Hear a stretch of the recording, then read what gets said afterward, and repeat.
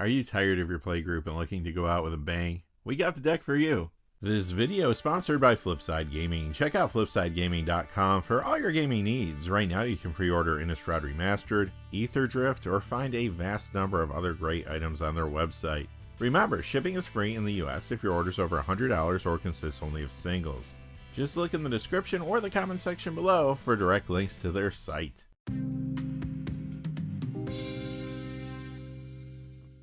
Hey there, this is John from Heroes and Legends, and welcome to the latest episode in our Commander Deck Tech series. It's winter and I thought you might need some salt, so today's featured deck is around the Gitrog Monster.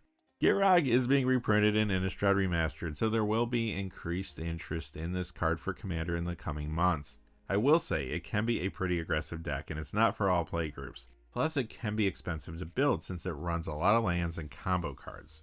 But even if you're not interested in piloting this deck, you should be aware of what they can do in case you're sitting across the table from one. Quickly before we get started, just a couple fast things. The plan is to have this Commander Deck Tech video series come out once a week, and it's going to go out earlier to the Gold patrons, as well as the Hero and Legend tier channel members. If you're in one of those two groups, you will be able to watch the videos on Sundays.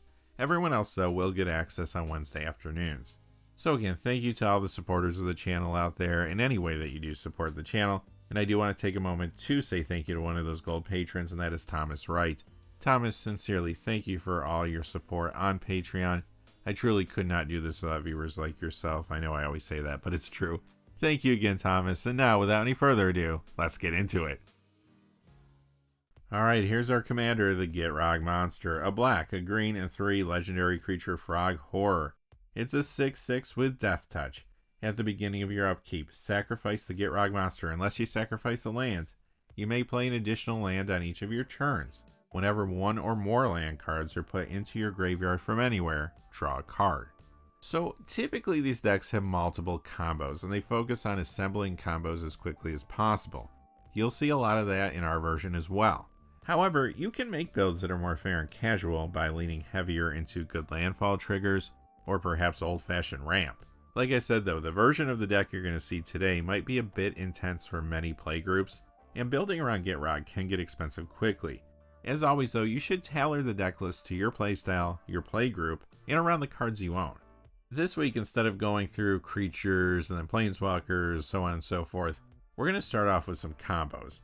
Let's take a look at this 3-card combo. You have the Gitrog Monster as well as Dakmor Salvage and Scourge Familiar. This is probably the strongest combo in the deck. Having a discard outlet, preferably one with a good ability like Scourge Familiar, is awesome with Dakmor Salvage. Discard Dakmor, get 1 black mana. Gitrog draws you a card, so instead of drawing, you use the Dredge 2 ability on Dakmor to mill yourself for 2 and return it to your hand. Remember, every time you mill a land, you get to draw another card because of the Gitrog Monster. Basically, you get endless black mana and card draw, but how do you stop yourself from being decked with this combo or others in the build? Easy. Ulamog the Infinite Gyre, or a card with a similar effect that will let you shuffle your graveyard back into your library, then you can keep going. Dark Ritual is good to have in case your discard outlet does not give you mana like the example we just saw. Instead, you would be able to cast Dark Ritual and then keep cycling your deck and graveyard, casting it every time it gets into your hand. Then all you gotta figure out is what to do with the mana.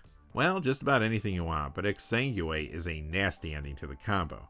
Now aside from Scourge Familiar, here's some other discard outlets that we have in the deck. Putrid Imp, Noose Constrictor, and Wild Mongrel.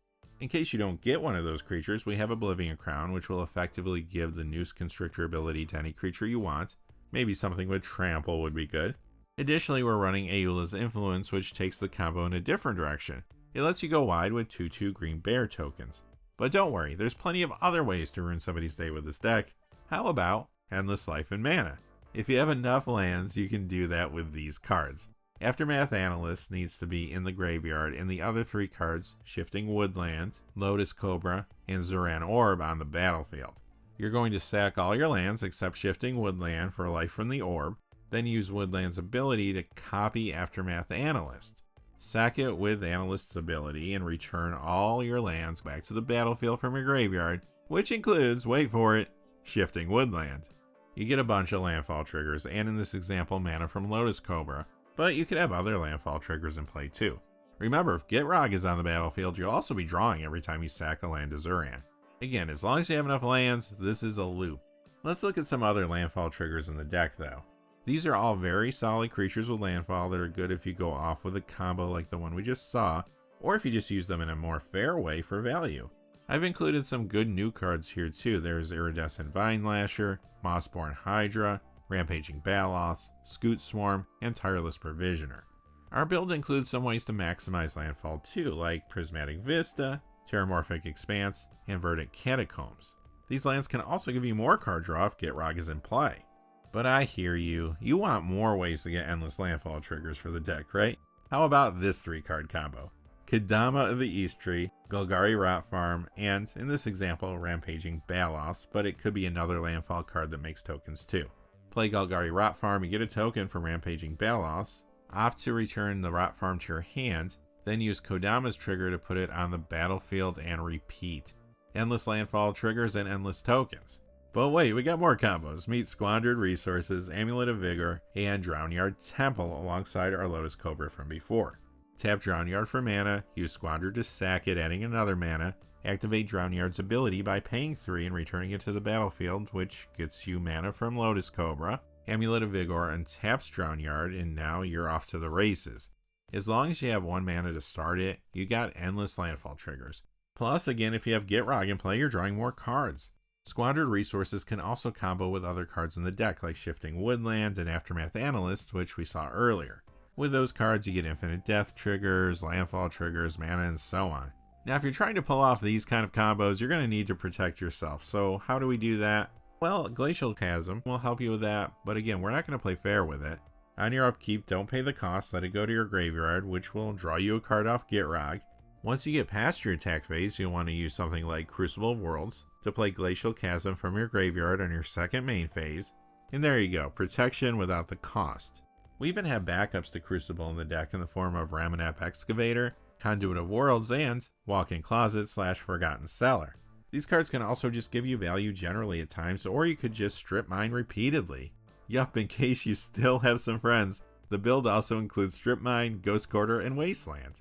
This seems like a good segue to look at ways to play additional lands on your turns aside from the Gitrog monster itself.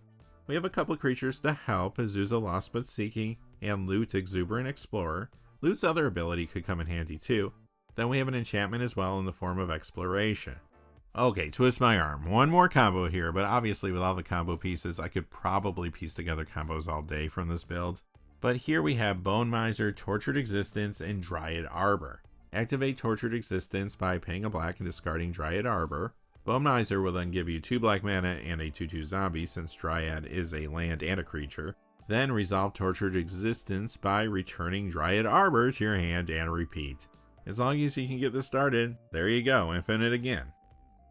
Okay, before we get to the rest of the deck, just a quick reminder, this video is sponsored by Flipside Gaming. Check out flipsidegaming.com for all your gaming needs. Right now you can pre-order Innistrad Remastered or Ether Drift products there, but they also have a whole lot of other items on their website, Magic related and otherwise. Remember, if your order's over $100 or consists only of singles, shipping will be free in the United States. And if you're looking for a direct link to their website, just check out the description or the comment section below. I do have links posted in both of those places. And now, without any further ado, let's get back to the deck. Alright, so let's look at the rest of the deck, starting with the creatures we haven't seen yet. First, we have a bunch of mana dorks. They're going to let you ramp to get these combos going. Birds of Paradise, Elves of Deep Shadow, Elvish Mystic, Llanowar Elves, and Deathrite Shaman. Next, we have Elvish Reclaimer, which helps you search for a land you need, like Deckmore Salvage, for example. Golgari Grave Troll's Dredge ability can play into some of the combos we have, and it's just generally a solid card, especially with Gitrog in play. 6 will help you dig for lands and draw cards off the Gitrog monster. Sylvan Safekeeper can help you protect key creatures when you're trying to combo off. It also has synergy with some of the combos and Gitrog itself. I also really like Titania, Protector of Argoth here. It can help you get to a combo or can make a bunch of tokens as you're sacking lands. I also included Titania, Voice of Gaia, and Argoth, Sanctum of Nature here too. Both cards on their own are great for some of the combos we looked at earlier, and if they meld, that potentially could be a win for you. Okay, that does it for creatures. We have just one Planeswalker, but it plays very well with everything we're trying to do here. It's Grist the Hunger Tide. Now on to the rest of the sorceries. Demonic Tutor to help you find combo pieces, Green Sun Zenith to tutor, Life from the Loam for value with Gitrog or to enable combos, Bone Miser and Scourge Familiar would combo with it for example, Sylvan Scrying is a way to tutor for a land again to get combos together, and Culling Ritual is here as a panic button or a way to get some mana. Sometimes it could be a dead card though if you're pulling ahead with tokens for example, but with all the card draw that should be fine. And finally, we have a sorcery that can be a land in the form of Bala Ged Recovery. This card does more than it should in this deck. Now for the rest of the instants. First we have Malakir Rebirth. Again, it has a good ability and it can be a land. Entomb will feel like a tutor in this deck. Great if you want to grab a dredge card for example like Deckmore Salvage. Rain of Filth will help you juggle lands back and forth while giving you mana and card draw if the Gitrog monster is in play. Again, it can help with some combos too. We have another tutor with Vampiric Tutor and Beast Within is flexible removal. Next we have some more land tutoring and potential card draw here with Crop Rotation, while Abrupt Decay and Assassin's Trophy give you more removal options. Alright, on to the rest of the artifacts. We have Expedition Map, which lets you tutor for a land. Head Shredder can give you some value. Sometimes it can be awkward though, depending on what you're trying to do at that moment. But the deck does give you a lot of ways to course correct a combo, so I think it will have more upside than downside. And finally, we have Soul Ring since we are playing Commander. Now for the rest of the lands. First, some utility lands. Bojuka Bog is always good to have. Boseiju Who Endures will be good value with Gitrog, and its removal for certain threats. Command Beacon is here to protect the Gitrog monster. Dark Depths I really like in this deck. It is something to do with all your mana and could potentially win you the game. Emergent Zone can speed things up or surprise your opponent. Field of the Dead could be a win condition in certain situations. Reliquary Tower makes sense with all the card draw here, and Takenuma Abandoned Mire is just good value in the build. Additionally, I included 3 cards with cycling. Ash Barrens has basic land cycling, then Barren Moor as well as Tranquil Thicket has regular cycling. Again, just good value in this build if nothing else. Then we have Ancient Tomb, Crystal Vein, and Lotus Field. They all can ramp you, but Crystal Vein and Lotus Field also work well with many other cards in the deck, like the Gitrog monster. Now onto our color fixing. We have Darkboar Pathway / Slitherboar Pathway, as well as Command Tower, Llanowar Wastes, Overgrown Tomb, Temple of Malady, Undergrowth Stadium, and Woodland Cemetery. And to round things off, we have 3 forests and 2 swamps. This deck isn't for everyone or for every playgroup. Know your audience here. Again, you can tailor the deck though to make it cheaper and make it less aggressive. But if your playgroup does want a high-level competitive experience, this is a good deck for that. Regardless though, hopefully now you know how the build operates in case you find yourself sitting across the table from one. Anyway, until next time, hey, thanks for watching. If you enjoyed the video, please remember to like and subscribe, and have a great day. Hey, thanks for watching. This video is made possible through the generous support of viewers like you on Patreon. Check out the description below for links to our Patreon page as well as our Amazon affiliate store, where a small percentage of all sales will also help support the channel. Finally, if you haven't had a chance yet to subscribe, hit that subscribe button so you don't miss any of the new videos on Heroes and Legends. Talk to you again soon, and have a great day.